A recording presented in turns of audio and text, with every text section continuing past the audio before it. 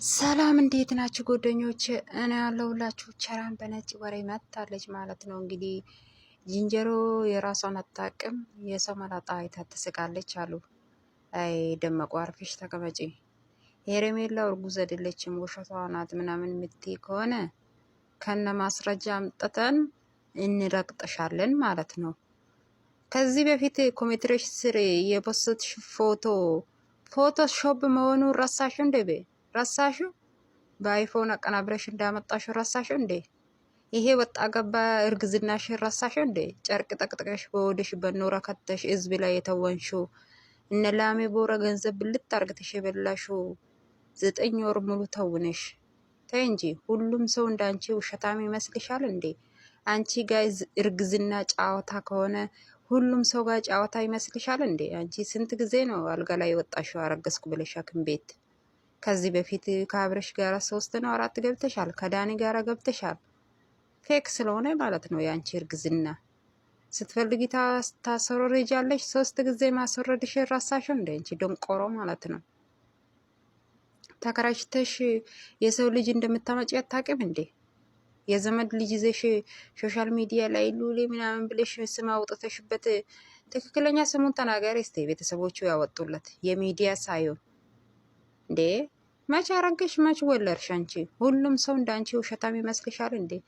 እንግዲህ ሄርሜላ በቃ ወሰደችብሽ አብርሽን ቀጨማ አርግታ ማለት ነው። ይኸው አንቺ አልቅሰሽ ያመጣሽው ብር የሄርሜላ ልጅ ይኖርበታል። ቤቱንም መኪናውን በቃ ወራሽ ይሆናል ማለት ነው። አንቺ እንግዲህ የሐኪም ቤቱ የእርሽ ጣይ ልጁ ሐኪም ቤት ላይ የዞርሽ ስታረግይ ጣይ እዛ ሽንት ቤት ውስጥ ቆሻሻ ቦርኮ ማለት ነው። ከነ ቤተሰቦችሽ ውሸታ ቤተሰቦችሽን እንኳን እዚህ እርግዝና ላይ አስገብተሽ እንደሚተውኑ ያደረግሽው ውሸት ውስጥ ጨምረሽ ማለት ነው። ቆሻሻ ከነ ቤተሰቦችሽ ቆሻሻ ነሽ አንቺ። ለማኝ ላይ የለማኝ ልጅ ማለት ነው። ለምናችሁ ወደ ሶሻል ሚዲያ የገባችሁት ሄርሜላ እንዳንቺ ለምን አይደለም፣ አልቅሳ አይደለም፣ ተረዳኝ ባክ ተቀበላኝ ብላ አይደለም ወደ ሶሻል ሚዲያ የመጣችው ወራዳ።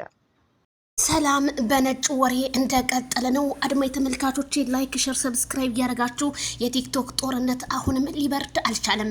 በነገራችን ላይ ይቺ ልጅ በጣም ብዙ ጊዜ ቪዲዮ ስትሰራ ያለው እኔ ሩታ ጋር የሆነ ዘመዳማቾች ሆነው ይሆን የተጣሉ ወይ በርስት ምናምን ነው እንጂ የሚመስለኝ ይሄንን ያህል የሚዲያ ጥላቻ ቢሆን እንደዚህ አይነት እላፊ ቃል መናገርሽ ግን እህቴ በጣም ይቅርታ። እኛ ሩታ በምትሰራው ተግባር አዎ ጥፋተኛ ናት እንላለን። ግን ይሄ የውሸት ልጅ ነው ተከራይተሽ ነው የምትዩ፣ በፈጣሪ አትግቢ። ልጁ ወልዳለች ሩታ። እኔ እንደ እውነታው ከሆነ ማለት ነው ልጅ ወልዳለች። አልወለደችም ለምትሉ ግን እኔ በዚህ አላምንም። የፈለጋችሁትን ማለት ትችላላችሁ። ሩታ ወልዳለች፣ ከአብርሃም ከጣልታለች፣ ተለያይታለች። ኦኬ በቃ 4 ነጥብ መዝጋት እንችላለን። ግን ይሄንን ያህል ስድብ እህቴ የሆነ እንትን ይልብሻል ማለት ማንነሽ እየገለሽ ነው እንጂ የምትይዩ ምንም በቃ ከሩታ እንኳን ምንም የተሻልሽው ነገር የለምና ይሄንን ብዙ ጊዜ ባታስተላልፍ ባትሳደቢ እንደኔ ሩታን መልካም ይመስለኛል እልሻለሁኝ።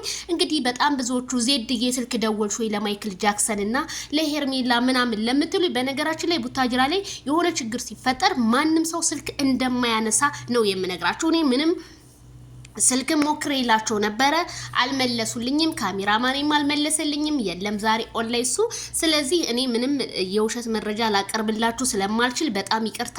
ምንም አይሆንም። ማይክል ጃክሰን ማን ይነካዋል? ጀግናውን ነብሩን ማንም የሚነካው ሰው የለም። ስለዚህ ልጁ እንግዲህ የሄርሜላ ልጅ እውነት ነው፣ የሩታ ልጅ ግን ትክክል አይደለም ለምትሉት በፈጣሪ አትግቡ። ልጁ የሩታ ልጅ ተወልዷል። እውነት አላህ ያሳድግላት። አባቱን መሳይ ልጅ በጣም ቆንጅዬ ቸኮላታ ከረል። ስለዚህ እኔ ልጁን ለምትሉ ተው ብያልኩኝ ነው የማሳስበው። ስለዚህ ሄርሜላና ማይክል ጃክሰን እርግዝናው እውነት ነው እኛ መረጃ አለን እያሉ ቲክቶክ እንግዲህ እየቀወጡት ይገኛሉ። አዎ ሄርሜላ ከረሜላ አርግዣለሁ ተውቤያለሁ ብላለች። ደግሞ ሲያምርባቸው ዋው አሰቃቀፍ በዛ ላይ አረወየው እናት ይታደሉታል እንጂ አይታገሉትም። ባለ ሀገር ይዘው ማይክል ጃክሰን ታሰረ ለምትሉ ጀግና ይታሰራል፣ ይፈታል። እንዲሁ ለወሬ ህዝቡን ለማሸበር እንጂ ማይክል ማይክል ጃክሰን ማን ነው የሚያስረው? ዝም ብሎ ከሜዳ ተነስቶ መቼም የሰፈር አውደልዳይ ሊያስረው ይችላል እንጂ እውነተኛ ፖሊስ እንደማያስረው አስረግጬ እነግራቸዋለሁ። ስለዚህ ለምትጨነቁ ለምትሸበሩ ምንም አይነት ስልክ የተነሳ ነገር የለም። ስለዚህ ማይክል ጃክሰን ሰላም ይሆናል። ጉራቸውን እየከረከሩ ገና እና ቤላም ሁሉም ይያዛሉ እያሉ ዛሬም እንግዲህ እነ እዩ ኢንተርቴንመንት መጥተዋል። እውነት ትመነምናለች እንጂ አትበጠስም በሚለው እኔ ደግሞ አስረግጬ እነግራቸዋለሁ። ማይክል ጃክሰን የሚዲያው መሪ ምንም አይሆንም። እሱ የለም ማለት የነሱ የእንጀራ ገመዳቸው ስለሚዘጋባቸው ምንም ማድረግ አይችሉም። ስለዚህ የሰው ልጅ ግድ ካላገባህ ተብሎ ይሄንን ያህል ቅናት በሽታ ነው። ሩታ ሀብቴ እኔ መቼም አትቅሪ ነው የምልሽ። እንግዲህ ቲክቶክ ላይ የሚያው እየወረዱብሽ ነው። ከዚህ ከቪዲዮ ምን ተማራችሁ?